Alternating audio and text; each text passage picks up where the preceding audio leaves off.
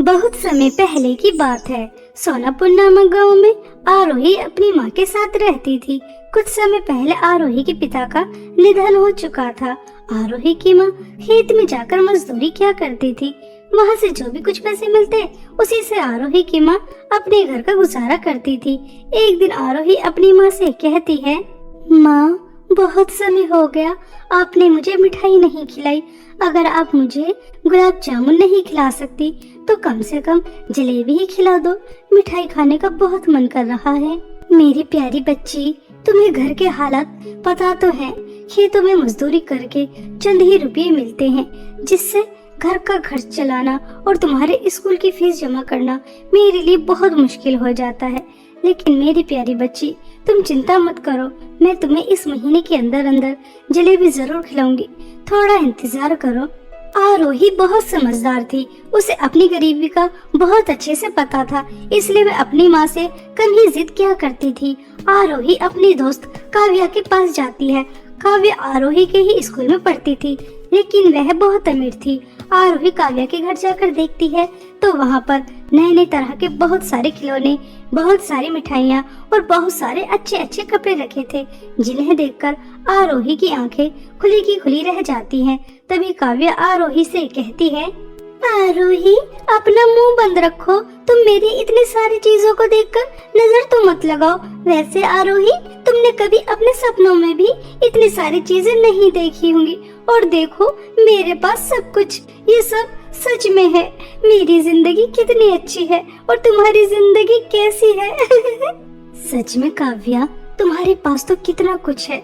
काव्या, ये सुंदर वाली डॉल मुझे दिखाओ ना, मैं थोड़ी देर इसके साथ खेलना चाहती हूँ। नहीं, मैं तुझे अपना एक खिलौना नहीं दिखाऊंगी। मम्मी ने मुझसे मना किया है कि अपनी महंगी महंगी चीजें किसी को दिखानी नहीं चाहिए। अगर तूने इन्हें हाथ लगाया तो ये खराब नहीं हो जाएंगी।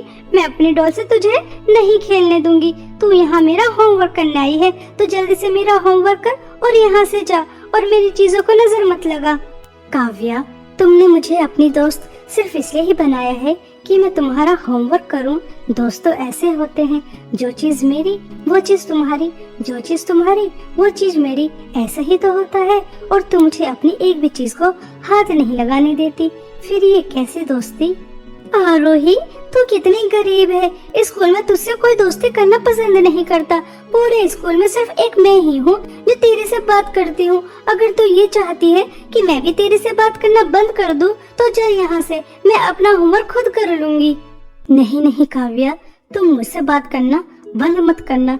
एक तुम ही तो हो जो तुम मुझसे बात करती हो, वरना मेरी गरीबी की वजह से कोई मुझे अपने पास बिठाना भी पसंद नहीं करता। मैं अभी तुम्हारा होमवर्क कर देती हूँ। ऐसा कहकर बेचारी आरोही काव्या का होमवर्क करती है और काव्या अपने खिलौनों के साथ खेलती है, मिठाइयाँ खाती है। दूर बैठी आरोही यह सब देखकर बहुत ललचाती है, लेकिन बेचारी क्या कर सकती थी, उसके हाथ में कुछ भी नहीं था। वह गरीब थी, उसकी किस्मत काव्या की तरह नहीं थी। वह नए नए खिलौनों के साथ नहीं खेल सकती, अच्छे अच्छे कपड़े नहीं पहन सकती, अपनी पसंद की मिठाइयाँ नहीं खा सकती। आरोही काव्या का होमवर्क कर कर घर वापस आ जाती है और घर आकर बहुत रोती है और अपनी माँ से कहती है, माँ, हम गरीब क्यों हैं? हमारी किस्मत और जैसे क्यों नहीं है? माँ, आपको पता है, काव्या मुझे अपनी दोस्त नहीं मानती। वो तो बस अपना होमवर्क कराने के लिए मुझसे बात करती है, लेकिन मैं तो उसे अपनी सच्ची दोस्त मानती हूँ। हम गरीबों के साथ ऐसा ही क्यों होता है कि हमें उनसे बात करने के लिए उनकी गुलामी करनी पड़ती है? माँ, ऐसी जिंदगी का मैं क्या करूँ? आरोही बेटा, चुप हो जाओ। लगता है आज काव्या ने तुम्हें तुम्हारी जगह बता दी, इसलिए तुम्हें इतना दर्द हो रहा है।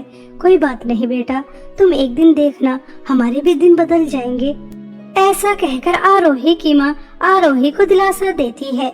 ऐसे ही कुछ दिन बीत जाते हैं और एक दिन आरोही की माँ आरोही को स्कूल जाते समय 50 रुपए देकर उससे कहती है कि वह बाहर से अपनी पसंद की मिठाई खरीद कर खा ले। यह सुनकर आरोही बहुत खुश हो जाती है और वह अपनी माँ से कहती है, माँ, आज आप मुझे 50 रुपए दे रही हैं, मिठाई खाने के लिए मैं अपने लिए 2 गुलाब जामुन और आपके लिए सोन पापड़ी लेकर आऊंगी। मुझे पता है आपको सोन पापड़ी बहुत पसंद है। ऐसा कहकर आरोही खुशी खुशी स्कूल चली जाती है और स्कूल में मन लगाकर पढ़ाई करती है। और स्कूल की छुट्टी हो जाने के बाद काव्या के साथ घर आ रही थी। तभी काव्या से आरोही कहती है, काव्या तुम्हें पता है आज माँ ने मुझे 50 रुपए दिए हैं अपनी पसंद की मिठाई खाने के लिए। मैं बहुत खुश हूँ। आज मैं अपने लिए गुलाब जामुन लेकर जाऊंगी। तुम गरीबों की भी क्या औकात होती है। तुम 50 रुपए के लिए कितना खुश होते हो और यहाँ मेरे बैंक में 50-50 लाख रुपए पड़े रहते हैं, फिर भी मुझे इतनी ज्यादा खुशी नहीं होती।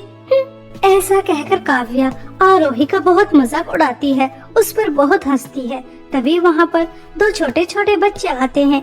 दीदी दीदी हमारी मदद करो, हमें कुछ पैसे दे दो, हमें पैसों की बहुत जरूरत है। बहुत समय हो गया हम दोनों भाई बहन ने कुछ नहीं खाया। छी छी दूर हटो, यहाँ से दूर हो जाओ। तुम्हारे अंदर से कितनी बदबू आ रही है, लगता है सालों से नहाए नहीं हो। चलो दूर हटो यहाँ से। हम क्या तुम्हारी मदद करने वाले नजर आ रहे हैं? हम तुम्हारी कोई मदद नहीं करेंगे। पता नहीं कहाँ से आ जाते हैं भिखारी बच्चे। तुम्हारे माँ बाप कहाँ हैं? लगता है उन्होंने तुम्हें भीख मांगने के लिए बाहर निकाल दिया। जाओ यहाँ से। आ जाते हैं भिखारी लोग। दीदी आप ही हमारी मदद कर दो, बहुत भूख लगी है। दोनों बच्चों की ये हालत देखकर आरोही को उनके ऊपर बहुत दया आती है और वह उन दोनों बच्चों को 50 रुपए निकाल कर देती है और उनसे कहती है, ये लो प्यारे बच्चों, मेरे पास सिर्फ 50 रुपए ही है। मैं तुम्हारी सिर्फ इतनी ही मदद कर सकती हूँ। ऐसा कहकर आरोही उन बच्चों से बहुत प्यार से बात करती है। तभी वह दोनों बच्चे सुंदर परी में बदल जाते हैं। परी को देखकर आरोही और काव्या दोनों ही चौंक जाती हैं। तभी परी आरोही से कहती हैं, आरोही तुम बहुत अच्छी हो, तुम्हारा दिल बहुत बड़ा है। तुम्हारे पास सिर्फ 50 रुपए ही थे और वह भी पैसे तुमने गरीब बच्चों को दे दिए। हमें तुम जैसी ही लड़की की तलाश थी। हम बहुत दिनों से एक ऐसी ही लड़की की तलाश कर रहे थे। और काव्या तुम बहुत बुरी हो।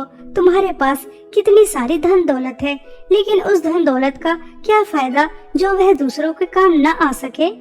आरोही तुम हमारे साथ जादुई चांद की दुनिया में चलोगी।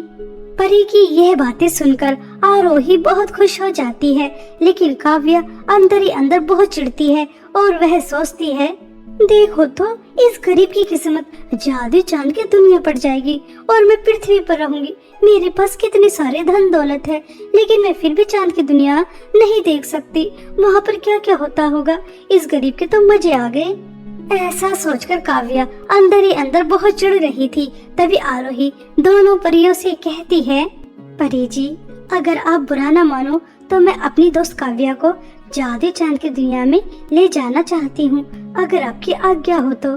ठीक है, अगर तुम अपनी दोस्त काव्या को अपने साथ जादुई चांद की दुनिया में लेकर जाना चाहती हो तो शौक से लेकर जाओ, लेकिन एक बात का हमेशा ध्यान रखना, वहाँ जाकर किसी भी चीज का लालच मत करना, वरना उसका अंजाम अच्छा नहीं होगा। हम तुम्हें जादुई चांद की दुनिया में इसलिए लेकर जा रहे हैं क्योंकि तुम्हारा दिल साफ है और तुम लोगों की मदद करती हो, इसलिए तुम वहाँ जाकर लालच नहीं करोगी। मगर तुम्हारी दोस्त काव्या का कुछ नहीं पता।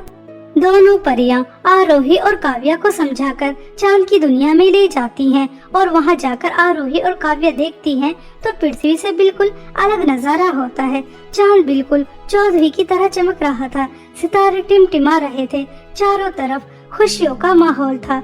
ऐसा नजारा आरोही और काव्या ने अपनी जिंदगी में कभी नहीं देखा था। तभी आरोही काव्या से कहती है, काव्या यह जादुई चांद की दुनिया कितनी ज्यादा सुंदर है। मैंने तो अपनी जिंदगी में ऐसा चांद कभी नहीं देखा। ऐसा लग रहा है जैसे हम सपने में हैं। अब तुम दोनों जादुई चांद की दुनिया में आ गई हो तो तुम्हें जादुई चांद की दुनिया की शक्तियाँ भी मिलनी चाहिए।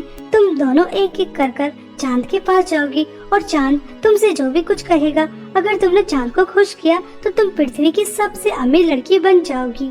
ऐसा कहकर परी अपनी जादुई शक्तियों से काव्या को चांद तक पहुंचा देती है। तभी चांद काव्या से कहता है, तुम्हारा जादुई चांद की दुनिया में बहुत बहुत स्वागत है। अगर तुम दुनिया की सबसे अमीर लड़की बनना चाहती हो तो तुम अपने दोस्त आरोही को मारना होगा। क्या तुम उसे मारने के लिए तैयार हो? हाँ हाँ जादुई चांद की दुनिया के सुंदर चांद, मैं अपनी दोस्त आरोही को मारने के लिए तैयार हूँ। बस मुझे दुनिया की सबसे अमीर लड़की बनना है। ठीक है, अब तुम जाओ।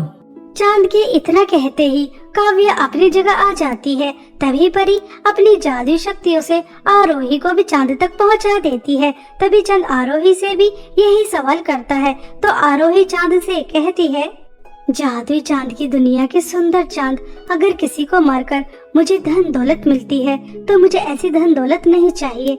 मैं गरीब ही खुश हूँ। मुझे ऐसी धन दौलत नहीं चाहिए जहाँ मुझे अपने दोस्त का खून बहाना पड़े।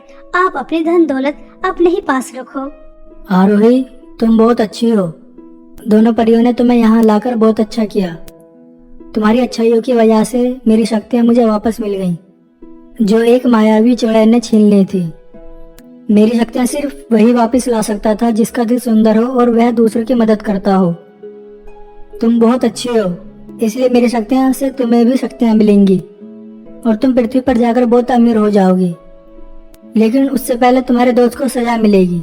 ऐसा कहकर चांद काव्या को बहुत बदसूरत बना देता है। काव्या खुद को इतना बदसूरत देखकर बहुत रोती है। तभी परी काव्या से कहती है, काव्या, तुम जानती हो तुम इतनी ज्यादा बदसूरत क्यों हो गई? क्योंकि तुम अपनी इतनी अच्छी दोस्त को मारना चाहती थी।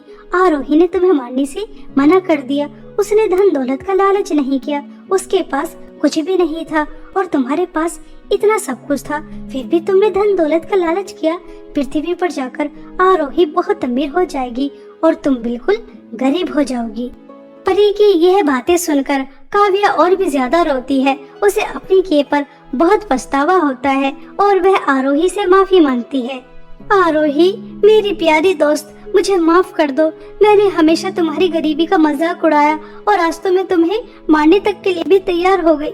मुझे जैसी दोस्त तुम्हारी नहीं होनी चाहिए। तुम बहुत अच्छी हो और तुम्हारी दोस्त भी अच्छी ही होनी चाहिए। बस तुम मुझे माफ कर दो। काव्या, तुम्हें अपने किए पर पछतावा है और मुझे कुछ नहीं चाहिए। गलती तो हम इंसानों से ही होती है। मैंने तुम्हें माफ किया। परी जी, मैं चाहती हूँ आप मेरी दोस्त काव्या को पहले की तरह सुंदर कर दो और आपने उससे जो धन दौलत छीनी है उसे आप वापस कर दो। मैं नहीं चाहती कि मेरी दोस्त एक गरीबी की जिंदगी जिए। हाँ हाँ, क्यों नहीं आरोही, तुमने हमारी इतनी बड़ी मदद की है। जादुई चांद की शक्तियाँ तुम्हारी वजह से वापस आई हैं, इसलिए तुम हमसे जो भी कुछ कहोगी हम वह तुरंत कर देंगे। ऐसा कहकर परी काव्या को पहले की तरह सुंदर कर देती है और दोनों दोस्त जादुई चांद की दुनिया से पृथ्वी पर आ जाती हैं।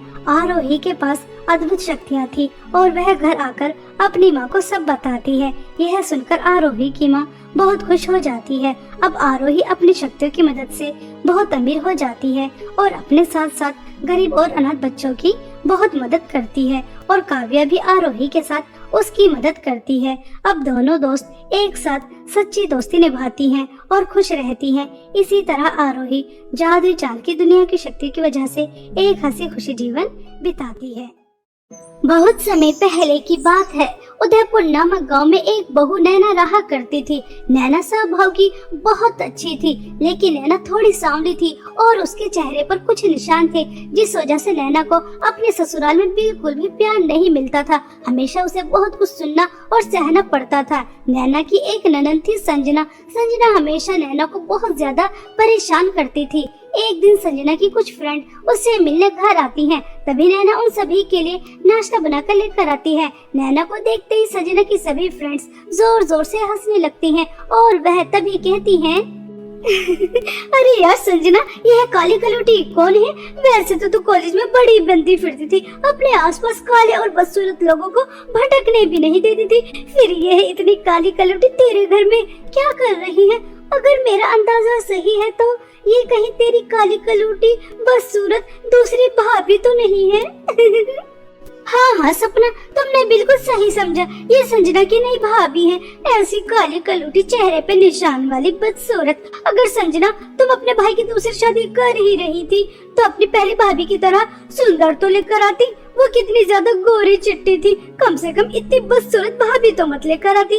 मगर ये तो बहुत सारा दहेज लेकर आई है ना, कल जो तुम कॉलेज में सोने की चैन पहन कर आई थी वो भी तुम्हारी भाभी लेकर आई है ना। शायद तुमने दहेज के लालच में अपने भाई की किस्मत फोड़ दी।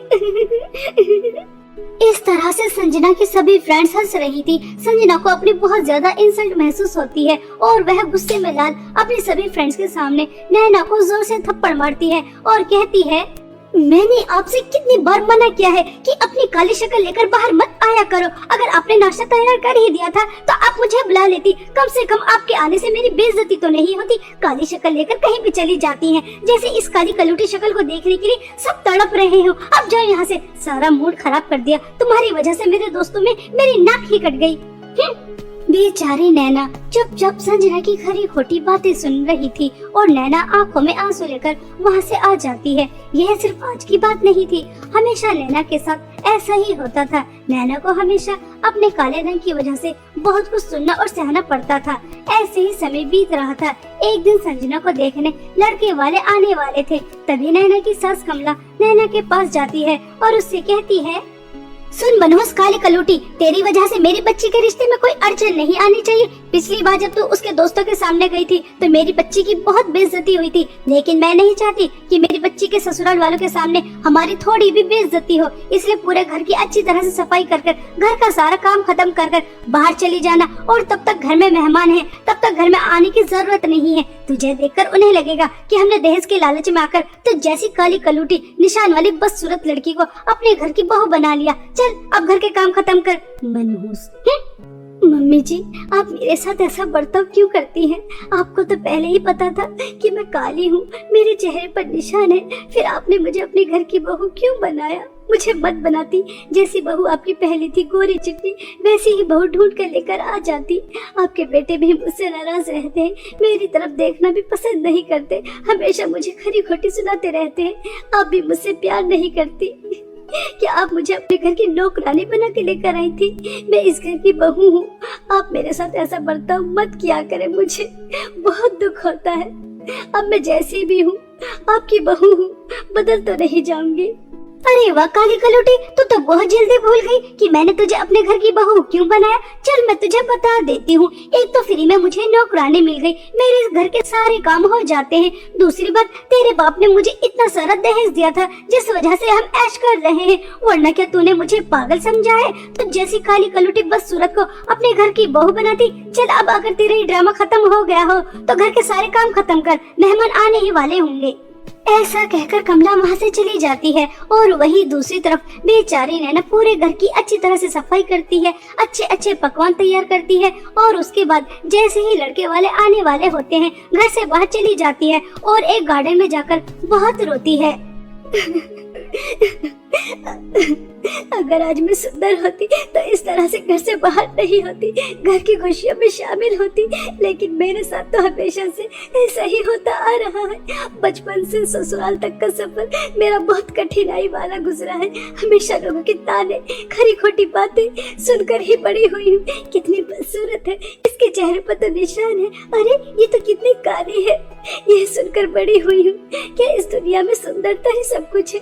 हम जैसे इंसानों को जीने का कोई हक नहीं। हम क्या सिर्फ हमेशा लोगों की खरी खोटी बातें, ताने बस यही सुनते रहेंगे? हमें खुश रहने का कोई हक नहीं। काश ऊपर वाला मुझे भी थोड़ा रंग रूप दे देता तो मैं लोगों के ताने नहीं सुनती, अपने ससुराल में खुश रहती और मुझे भी मेरे पति का प्यार मिलता। लेकिन हम जैसी बदसूरत लड़कियों को ऐसी किस्मत कहाँ? उनकी किस्मत में तो सिर्फ दुख का दर्द, परेशानी, लोगों के ताने यही लिखे होते।